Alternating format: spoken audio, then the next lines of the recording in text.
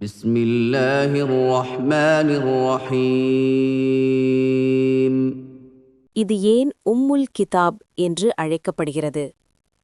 அல் புகாரி அவர்கள் தனது சஹீஹ் நூலில் தஃப்சீர் புத்தகத்தின் தொடக்கத்தில் கூறினார்கள், குர்ஆன் இதைக் கொண்டு தொடங்குவதாலும் தொழுகை இதை ஓதுவதன் மூலம் தொடங்கப்படுவதாலும் இது உம்முல் கிதாப் என்று அழைக்கப்படுகிறது.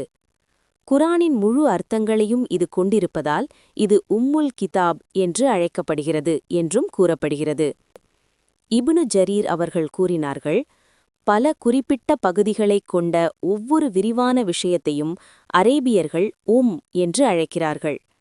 உதாரணமாக, மூளையை சுற்றியுள்ள தோலை அவர்கள் உம்முல் ரஸ் என்று அழைக்கிறார்கள். படையின் அணிகளை ஒன்றிணைக்கும் கொடியையும் அவர்கள் என்று அழைக்கிறார்கள்.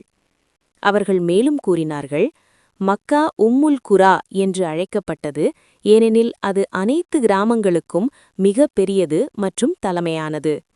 பூமி மக்காவிலிருந்து உருவாக்கப்பட்டது என்றும் கூறப்படுகிறது. மேலும் இமாம் அஹமத் அவர்கள் பதிவு செய்தபடி அபூ ஹுரைரா ரதியல்லாஹு அன்ஹு அவர்கள் உம்முல் குர்ஆன் பற்றி நபி ஸல்லல்லாஹு அலைஹி வஸல்லம் அவர்கள் கூறினதாக பதிவு செய்கிறார்கள். இது உம்முல் குர்ஆன், திரும்பத் திரும்ப ஓதப்படும் 7 வசனங்கள் மற்றும் மகத்துவம் மிக்க குர்ஆன். மேலும் அபூ ஜாஃபர் முஹம்மத் பின் ஜரீர் தபரி அவர்கள் அபூ ஹுரைரா ரதியல்லாஹு அன்ஹு அவர்கள் அல் ஃபாத்திஹா பற்றி அல்லாவின் தூதர் ஸல்லல்லாஹு அலைஹி வஸல்லம் அவர்கள் கூறினதாக பதிவு செய்கிறார்கள். இது உம்முல் குர்ஆன், வேதத்தின் ஃபாத்திஹா, குர்ஆனின் திறவுகோல் மற்றும் திரும்பத் திரும்ப ஓதப்படும் 7 வசனங்கள்.